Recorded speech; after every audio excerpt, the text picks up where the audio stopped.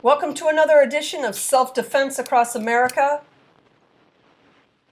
Students going to Dunbar Irwin School here in Newport News Thursday morning were right across the street from what hours earlier was a crime scene. Police say 2 people were shot to death at a home and a 3rd person was injured. I think it was kind of a family argument. An argument that turned deadly, according to Newport News Police Chief Steve Drew. He says one of the people killed, Tracy Williams, was the one who shot first. Mr. Williams leaves for a short amount of time and then comes back. When he returns, the argument continues. He produces a firearm. Drew says Williams fired multiple shots. The other man who was killed, Deontay Taylor, shot back in self-defense. Both men and Taylor's brother, who was in the home, were shot. As of Thursday, Taylor's brother was still in the hospital. The female that lived next door, we were just talking, and she's like, "Chief, you know, I just saw them just the other day and just had casual conversation." And as she was talking to me, a tear rolled down her face.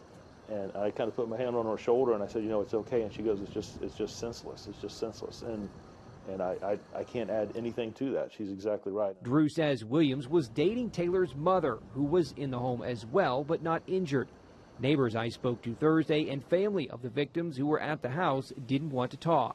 The one man I was able to speak to says he doesn't live here on the street, but frequently travels down it on his motorized wheelchair. It could have been me. They know you because you could have been shooting at somebody else, or you could have been shooting if you missed them, and I could have caught the bullet. I just bowed down my head, and I prayed. As the Lord to help that family. This marks the 4th and 5th homicides in Newport News in 2024. The police chief says officers have responded to the home a few times going back to 2022, but not for domestic incidents. In Newport News, Colter Ainstadt, News 3.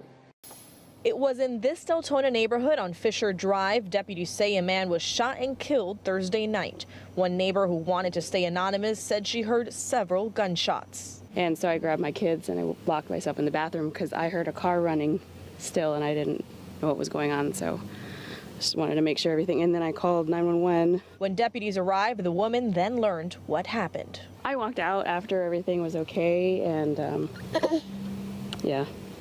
I saw the body on the ground. Volusia County Sheriff Mike Chitwood shared this was a road rage incident that quickly escalated. Deputies say the shooter passed a Dodge Charger that slowed down in front of him. The Charger then turned on his high beams and followed the shooter, who was driving a Toyota, onto Fisher Drive.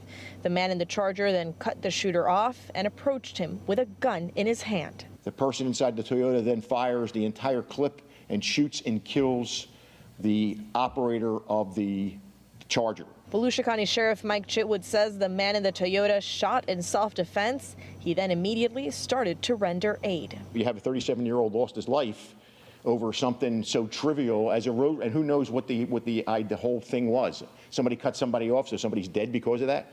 It just doesn't make any sense. The road rage is just crazy. It's out of control, and people just need to kind of calm down and think about things. The shooter was not arrested. The state attorney's office is now investigating, and they'll determine whether or not to press charges. Reporting in Volusia County, Pamela Combe, WESH 2 News. We want to welcome you to First Coast News at 5:30. I'm Anthony Austin. Jeannie and Heather will join us in a moment, but first we are covering some breaking news at 5:30. Jacksonville police say a traffic stop on Spring Lake Drive for a suspected stolen car actually led to a civilian shooting a suspect.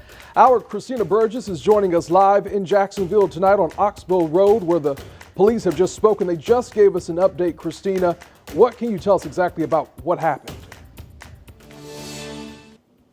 Yeah, Anthony, at this time, Oxbow Road is still also closed off by police. We're right here in front of some crime scene tape, and police are back here at this house at the end, so we want to kind of paint that picture for you. But what we know so far from law enforcement is that a JSO K-9 officer was trying to make a traffic stop on the 3600 block of Spring Lake Drive. It was believed to be on a stolen vehicle out of Suwannee County. Now, this suspect inside this vehicle is believed to have fled the scene, but before he fled the scene in this car, I believe that he had kind of pushed a woman out of this car. A short distance later, JSO recovered this vehicle not far from Justin Road West. On foot, through the woods, the suspect came to this residential area right here on Oxbow Road. The suspect then approached homeowners entering a garage of a private residence and pointing his gun to try and carjack someone. He was unsuccessful and then ran away. Then later, gunfire could be heard right in this area by neighbors. The suspect then went back to that same home he approached earlier, and that is when the homeowner shot this 30-year-old male suspect in his leg. The suspect just has non-life-threatening injuries at this time, and that homeowner is in his 50s, and we are also being told by police that he is cooperating at this time. And all of this was taking place on his property during this incident. Coming up at 6, we will have more on this. Reporting in Jacksonville, Christina Burgess, First Coast News on your side.